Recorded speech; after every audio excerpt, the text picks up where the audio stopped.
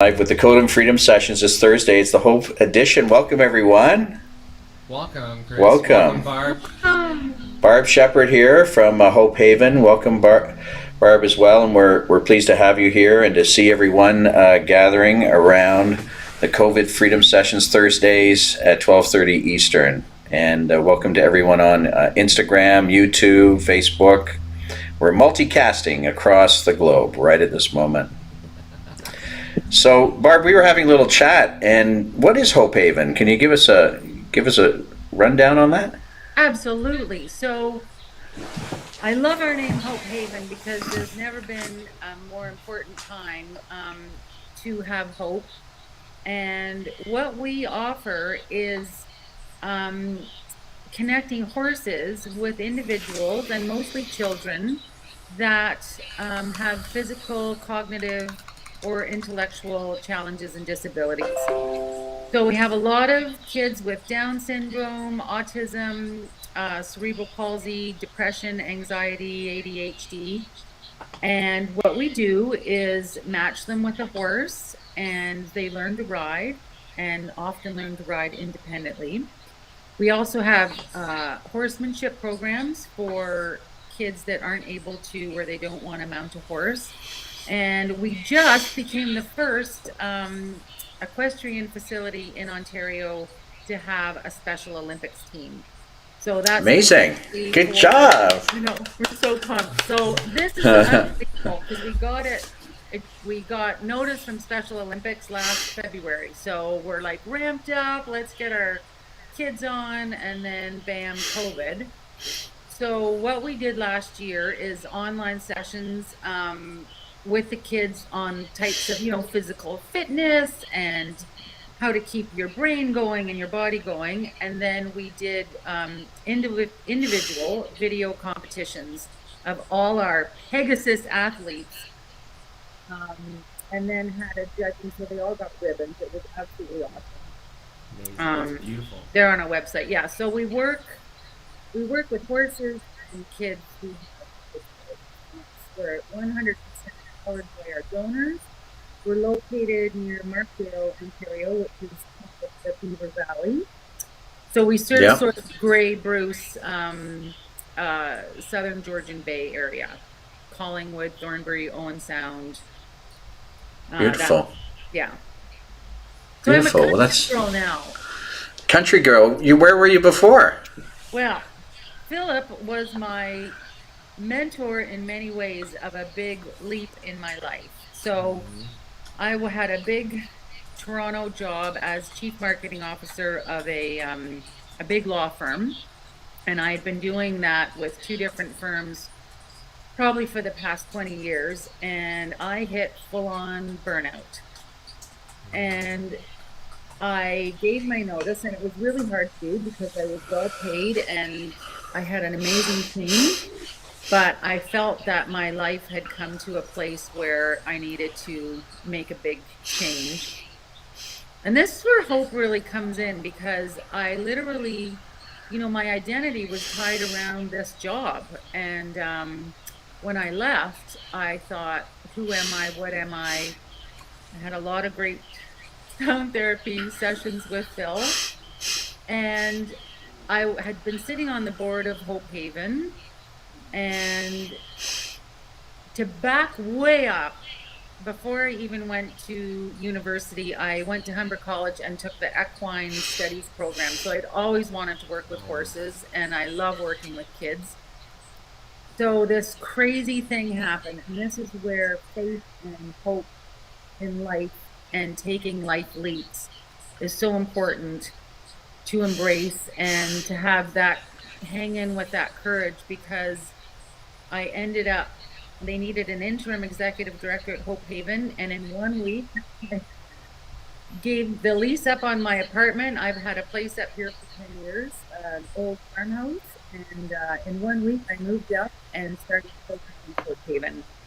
And now I do all their fundraising for them. We have a great team in place, and I just want to help them be a sustainable facility for all the kids that need us. Wow, that's beautiful. That's incredible. What a, what an Life incredible leaps, story. right? And then with the COVID, really how we've all had to pivot and manage our mental health. And I feel really blessed to be in the country. We are in the green zone up here right now, which is great, and we hope we stay that way. But the mental health challenges of our kids have been really tough. And so now that they are back, especially with kids with Down syndrome, they are very they require a routine, and now that they're back and on their horse, it's just unbelievable to see the smiles of hope on these kids' faces. That's amazing.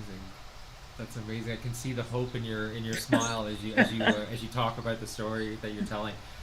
What a beautiful, beautiful, beautiful story. Like I've known a bit about what's been going on with you, but I didn't know the depth of the equine and the horse relationship back to before university. So you went to Humber and took that course, and now it's like it feels like it's coming full circle for you, and Yeah. that's amazing. And that's amazing. You saw within yourself to take one step after the next to get you to right here into what you're doing right now, which is so it's beautiful, man. It's like I don't know. You know what I always say? It's what did you love to do before you had to make a living at it? And, I always loved horses, and I loved camp and being outside and being with nature.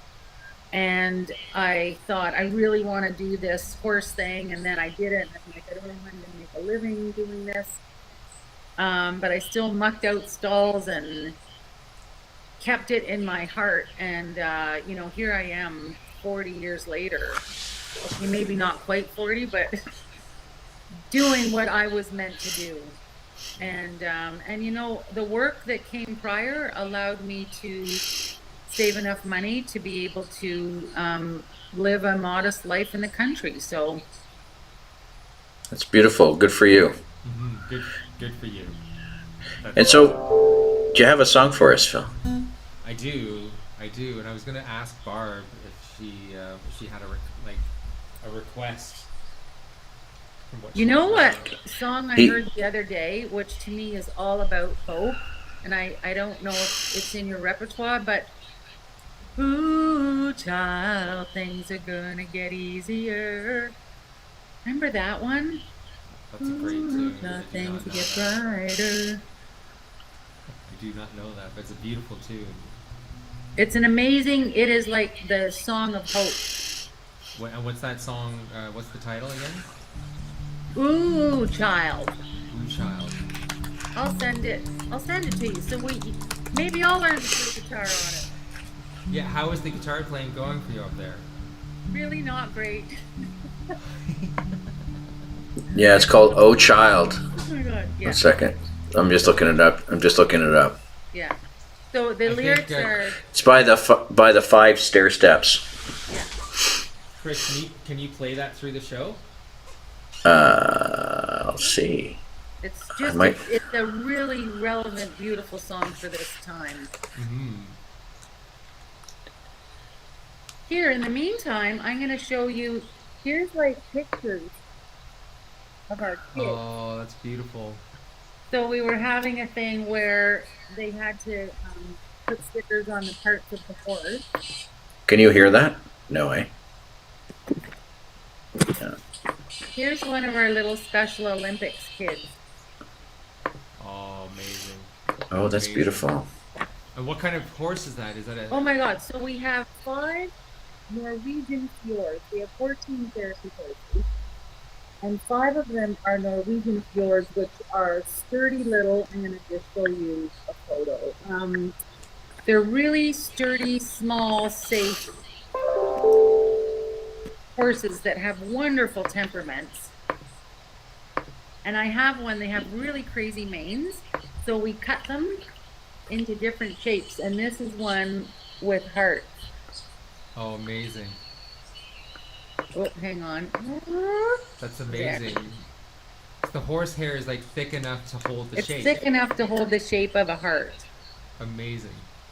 And then we Amazing. also use these horses for a program called Hippotherapy. So these are for kids who aren't able to ride astride the horse. And so they do hippotherapy is literally physiotherapy on horseback. Amazing. So here's a picture Wow. of that. Wow. That would be incredible, right? Because the nervous system of the being, we'll say the person Yeah. on the back of the horse is interacting with the nervous system of the horse.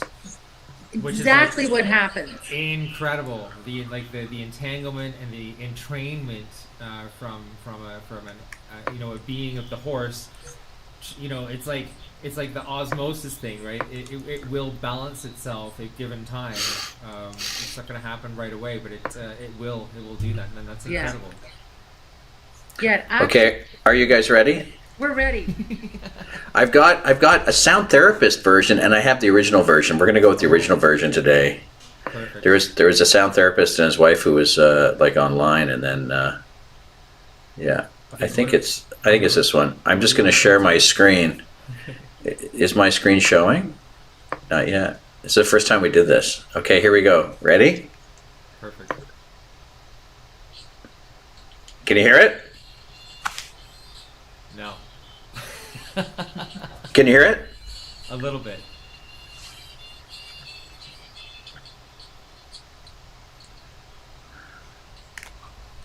It's not yet. It's not coming through, Chris. Oh, the sound isn't coming through? No, the sound is not coming through. Really?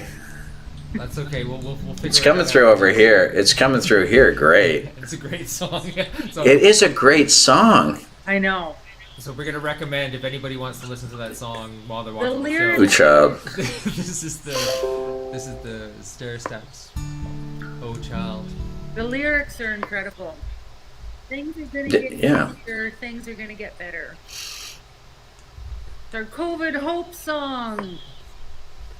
Exactly. Well, we do have some of those. In fact, you haven't heard Phil's new songs, have you? No.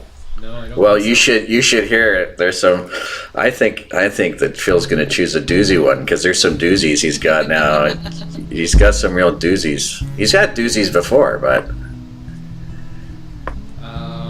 Okay, let's go with this one. I don't really have a title for it yet, though, Barb. Okay.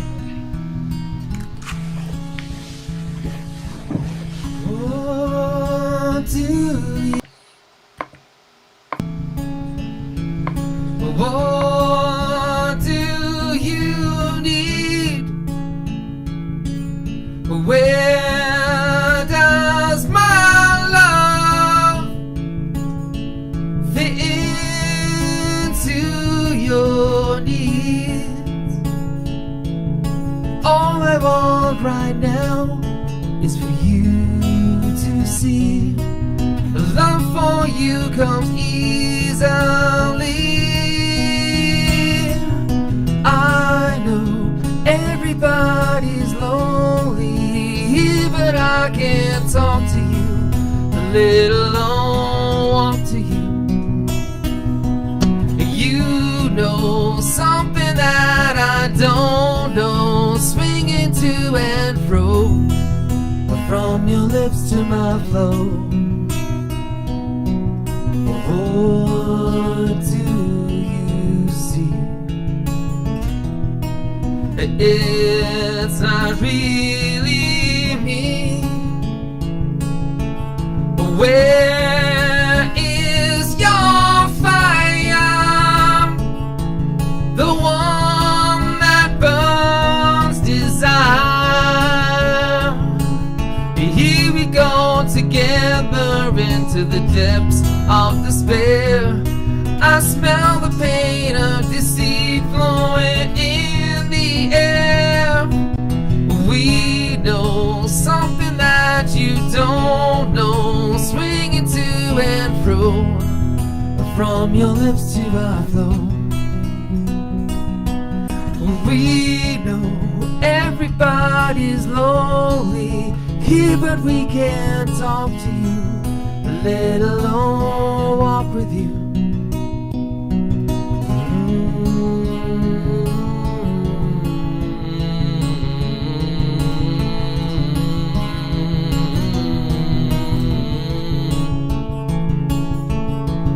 What do we need? What do we want? All I want right now is for you to see love for you comes easily. I know everybody's lonely, but I can't talk to you, let alone walk to you. You know something that I don't know, swinging to and fro, from your lips to my flow.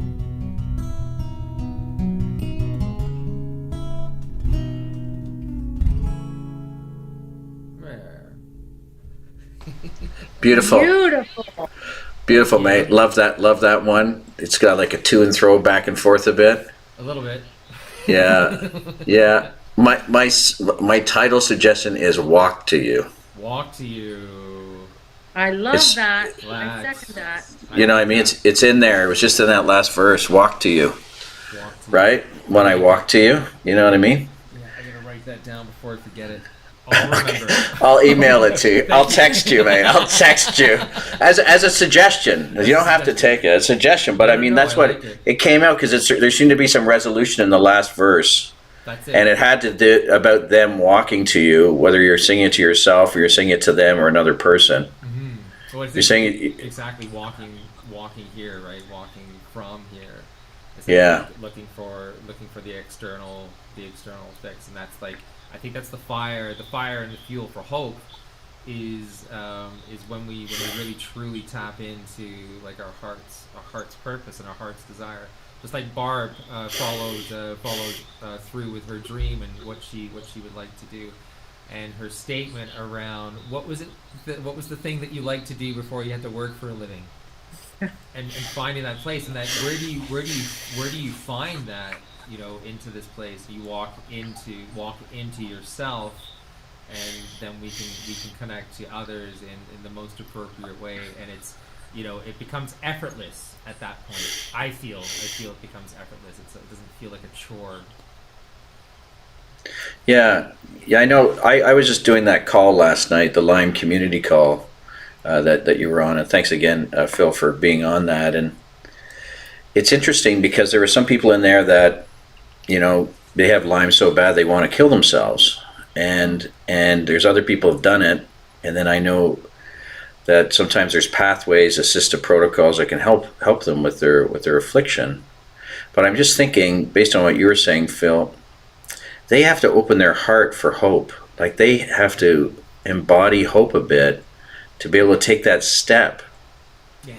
to have a choice on another path. And you were talking a little bit about sometimes people not only just embody the disease talks for them and not their true self. Is that right? Is that what you were saying? I was that's what I allude to, like even in my own life when I talk from personal experience now. That's the only way I got to know that was when I'm in pain. Is it really me talking, or is it the pain talking? Is it me talking, or is it the fear talking? And oftentimes when I'm in it and I don't even realize, and with my diagnosis of psoriatic arthritis and MS, and coming through all of those things, I had to recognize that the disease is not me. It really isn't. I don't want to embody that title. I actually rejected those titles because I didn't want my psyche to even work with that. It was like, I don't accept that, and I'm gonna get through this, and I will get through this. That was the point. So, but every step of the way I had to recognize that where I was resisting, or wherever the resistance came up, the words would come up, and it was like, is that me, or is that the resistance talking inside of me that doesn't want to change, that is very comfortable being not well. I don't feel that that's the truth. The truth of who we are. Life as it is wants to grow and expand and learn and heal and all of those kinds of things. I don't believe that there's this place of disease. I don't even want to accept that. Like, that's how strongly I feel about that, right? I hear you. And I'm wondering for Barb, for yourself, what was that moment of change, of where you put hope in yourself, and you had to, like Phil was just talking about, you get to that point where you're not really in control of yourself. You almost are addicted. You could have an addiction to work, for example, because I've been in the corporate job like you, and you've got hundreds or thousands of people depending on you, and you're driving and working for them and making sure you can get it right and doing all these things and stretching and not sleeping and all these things. So what was the? I know. Sorry to take you back, but that's part of this session. Is really like, what was that tipping point, or that thing that, did you feel it as hope, or did you just? Well, that it's so great in hearing, Phil, what you talked about. A lot of it's the same, and you're really trying to differentiate what's happening. Is it like, on one side, I was so tied up in the identity of Barb as chief marketing officer, and I got this great job and a team, and people depend on me, and I'm important, and I have emails to answer and budgets to do, and I mean, it really became, the job became me. And I think I almost felt like a physical and cognitive separation of my body and my mind. And I believe that hope comes in times of great crisis. I think it's this pandemic. It's when shit happens beyond what we know how to deal with, that glimmer of hope comes in, and it it's kind of like, remember that little book that was like the little engine that could? I think I can. That is how I really just trudged. I took this leap, and I'm like, who the hell am I now that I don't have this job that defined me? Yeah. Is there life after ego? Yeah, life after ego. Exactly. Yeah. It was like, you have to edge that ego out and redirect it. And for me, I was just asked recently by one of the companies that I read advertised with at the law firm I was at. It's a Captivate, they do on-screen things. And she said, what would your tip for success be? And I said, you know what? Now that I have this perspective now, is like, be a human umbrella of kindness and curiosity and empathy and hope and listening. But the two biggest things are give back and pay it forward. And I think that, and have fun in the process. But I think for me, hope comes, it lives in me by being able to give it to others and see others feel it and have it. And I love the word hope, because it's a noun and a verb, right? It's like, I hope it doesn't rain today, or hope you get better soon, or I have hope that we're going to get out of this thing soon. It's a really powerful word. And if we stop and look at how many times and in context, it brings about this expectation that something good is going to happen.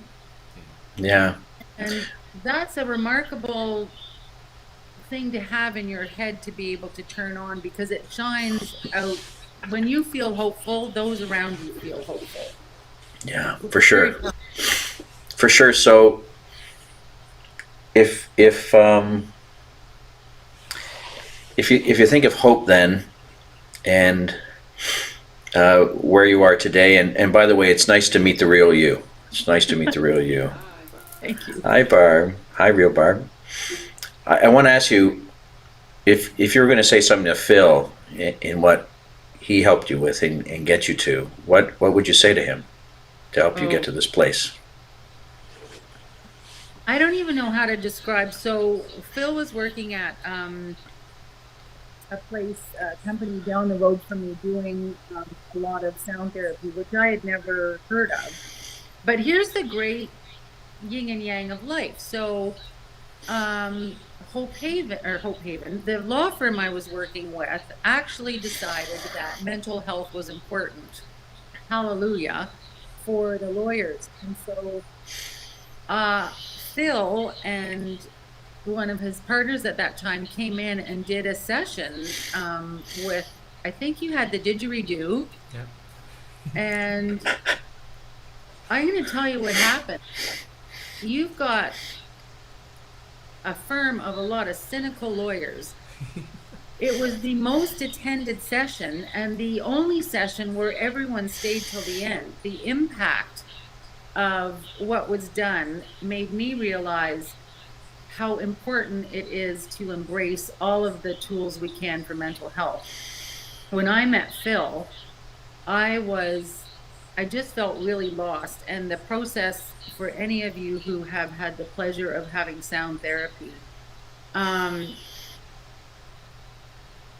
it was almost a psychedelic experience without psychedelics, and the fact that my brain, I felt like just exploded and repositioned itself. Like I let go. I was able to let go of the ego. I was able to let go of the ego, and through these sessions, it became about more of what you're feeling than what other people are, what you think other people are thinking of you. God, we spend so much of our lives, or I did, worrying about what everyone thought about me. And That's a lot of work. That's a lot of work doing that. A lot of work worrying. Because you're serving them, and you're serving that ego. Go ahead, Phil. Yeah, and the cover up, right? The covering up of ourselves to present so that we get the approval of the other people. That's crazy. It's crazy. And crazy making.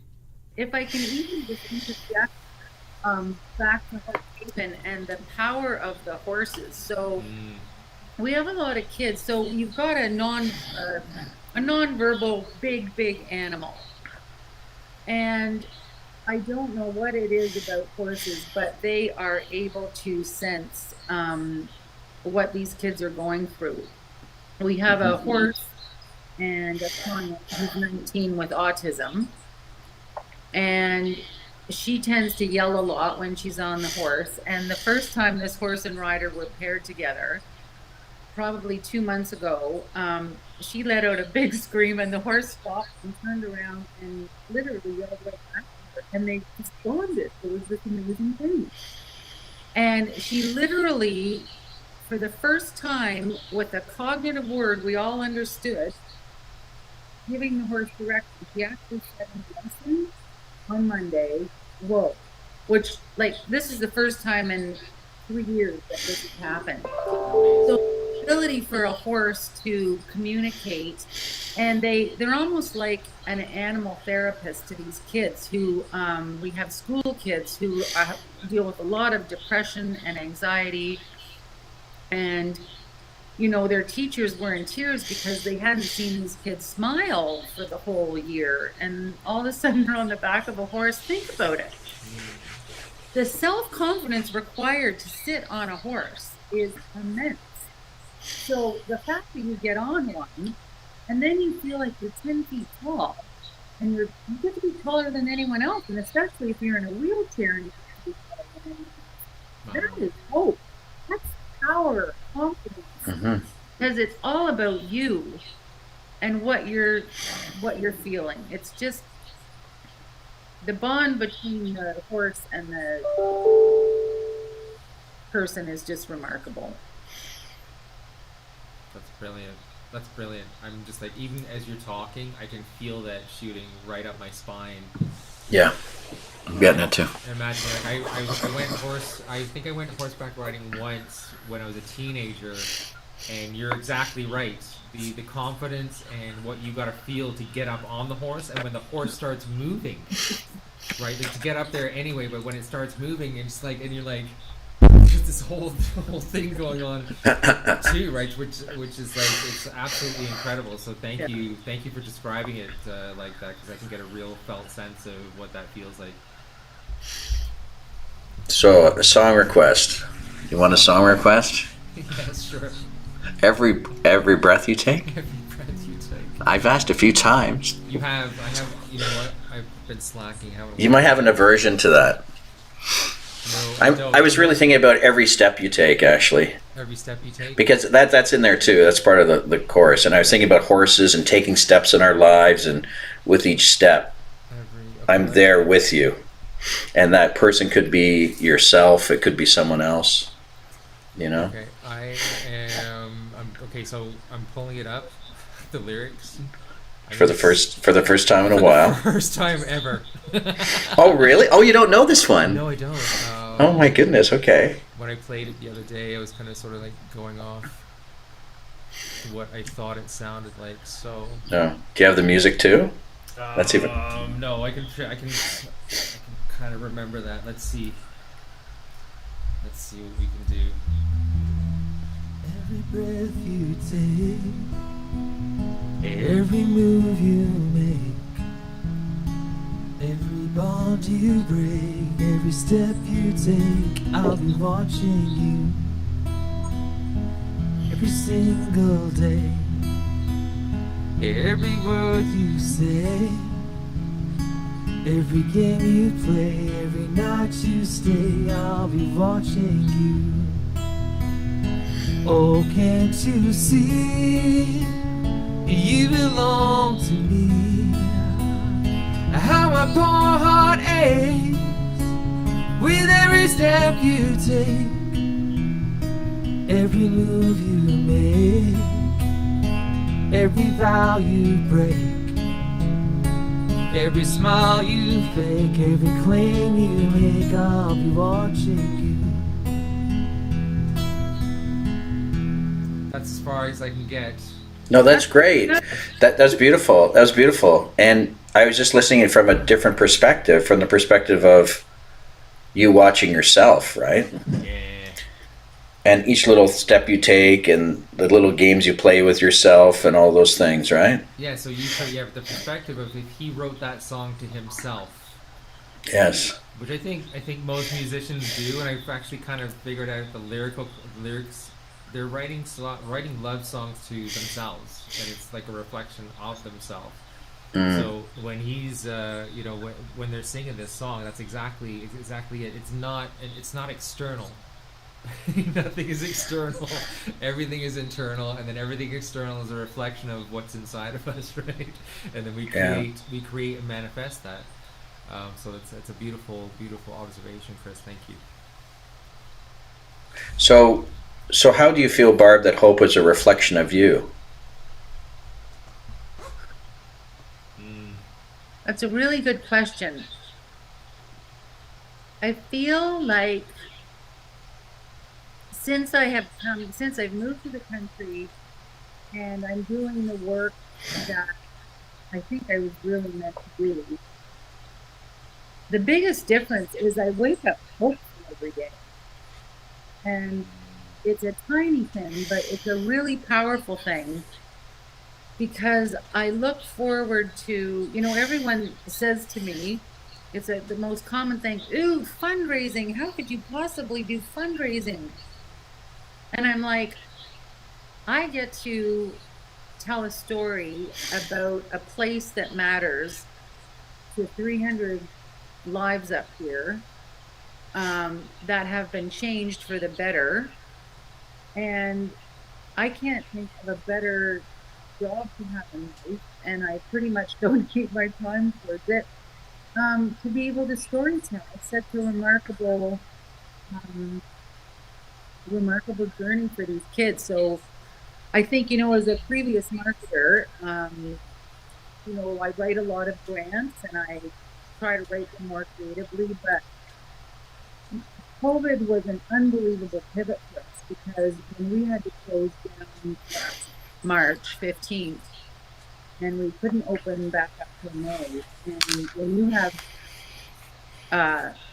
15 horses, they have to be fed and taken care of every day. So we were really worried about the health and care of our horses. And the community was so unbelievable in supporting us financially to be able to take that stress off. That when we were able to reopen, we could hit the ground running. And that was simply telling our community the story of what we do and what we need and how the horses are literally the feet of our organization. And the reflection of hope in that and how it reflected in me, I've never been so overwhelmed by support and love and care, and volunteers and people just giving their time and their money, and we were able to get through this year in a really positive way. Like having a healthy balance sheet for a not-for-profit is your greatest asset, and that gave me hope and is reflected in me every day on the goodness of people, especially during times of crisis. Blown away. So I hope I wear hope on my sleeve. You know how they say you wear your heart on your sleeve? I think I wear hope on my sleeve. Hope. I also have a little tattoo, which is quite faded, but it says joie de vivre. So I'm a believer in the joy of life, and embracing it. You know, shit's gonna happen always, every day. We have to accept that is going to happen. But if we can find the joy and hope in all the little acts of goodness, it can really help you keep the shine on everyone else too, right? Yeah, beautiful. Brilliant. Hopehaven.org. Is that right? Hopehaven.org, yeah. Hopehaven.org. How far is Hopehaven from the city, like a drive? If I was to Yeah, drive so up it's probably a 2-hour drive from Toronto. 2 hours. And once everything can open back up again, we love visitors, because I think when people come see what we do and they watch a few of our lessons, it's super powerful, and it's a great way to spend an afternoon out of the city, and then you can go down to Georgian Bay. Amazing. And spend time on the water. It's pretty beautiful. Amazing. So perfect. Well, thank you very much. Thank you very much for being with us today. Oh, it's And awesome. And sharing your message of hope and how you're creating hope for yourself and for others, a reflection of you. You know, I often think, what's something you can do every day that will make another person's day feel better? So I've started, I think it was because the post office was sending out coupons to send to people, but I decided I'm just going to send cards in the mail to people again, because I realized how much I miss getting mail. Like, you're not seeing people, and getting the out really perks up your day. So that's my thing. I'm mailing people notes just to say, hey, how are you? Thank you for being in my life. Beautiful. That's beautiful. Yeah. Amazing. Makes me hopeful. Yeah. And Well, then you get thanks. something other than bills. Yeah. That's true. That's true. Any final thoughts, Phil, on hope? I feel hopeful, and like Barb said, it's finding that spark of hope every day, and sometimes it's waking up every day and looking wherever we need to look for that inspiration. And sometimes it's hour to hour, sometimes it's breath to breath, but in those moments, that's what it is. Can I find the perspective of the hope? Can I find the perspective of silver lining can I reframe what is going on to what it is. So for me, it is like, what am I learning? That's the question I ask. If I'm in a crisis or something difficult, I'm like, what am I learning here, and what am I going to carry forward, and what am I not going to carry forward? And then I get excited because if I feel like I'm learning something, I'm just like, oh yeah, okay, I've got something. I've got something that I can put in my knapsack for the next 2 miles, and then the next little hill that comes up. It's like, well, do I need that, or is there another lesson, or do I need to put something else in my knapsack and trek on? So that type of thing really excites me. And then using that analogy, I was talking to my mom today. It was crazy. And she goes, Philip, you were always a wanderer when you were a kid. If I took my eyes off the wheelchair, or the push chair, after for a second, I'd look back and you'd be gone across the street, or I would hear an announcement on the loudspeaker in the store saying, "We found a little boy who's wearing this and this. Would his mother please come to where the lost kids were?" And I was always one of those kids. So the wandering and the traveling, and the analogy of like, okay, so what's the next step? The excitement in not knowing is something that I've learned to do. About I'm going to take these steps, and I don't know what's going to be here, but I'm excited to find out. And you have hope for that. I have hope for that, and that's what gives me hope, because I'm like, this is going to be really exciting. It's going to be dangerous, or it's going to be whatever it is. But it's going to be really, really exciting. So that's those are my words. What about you, Chris? Thanks for that share. Well, we're talking about hope, so I need to talk about Terry Fox, because I'm a Terry Foxer. Beautiful. Yeah. Beautiful. And he took one step at a time. He probably knew he had cancer again, but he went out and he ran. He ran some more, and he was going to stop until he met Izzy Sharp of Four Seasons, who said, you need to continue even if you make a difference to one person. Okay. So he decided to leave Quebec and go into Ottawa and see what would happen, and took off from there. And so the thing that he would do, though, is that it was really hard to run every day, a marathon a day for 154 days. Wow. And so how did he do that? And the way he did it was, he said, I just take one lamppost at a time. That was his secret. He didn't think about the whole darn thing. Like you just said, it doesn't have to be worked out. Just like this when Barb made her decisions to find hope, and she'd already created some hope for herself. She didn't know it, and she found it. And that's often in life how we do it, is that we start something out, we go off, and then we come back and realize that was a path we could have taken at that time, but we didn't. But now it offers hope. It offers a new change, a pivot. But yeah, he just took one step at a time. And that's maybe for those people that are thinking, about how do you find hope in COVID and so forth, is just take one step at a time and just trust that you will be led to the right spot. But it's also about taking action, right? So you are taking step. You're taking action forward, what you think is forward at that time. And then that is a good thing. Beautiful. So those are my thoughts. And to everyone listening online in the replay, and to Phil's bum, thanks. thanks for coming. And thanks for spreading hope in your life into other people's lives, and perhaps to hopehaven.org. The fire and light in our hearts go out to you until we meet again next week at 12:30 Eastern on Thursday for the COVID Freedom Sessions. All the best. Thank you. Take care. Thanks, Chris. Thank you, Okay. Barb. Bye. Bye now. Bye, Chris. Take care. We'll talk to you soon. Okay.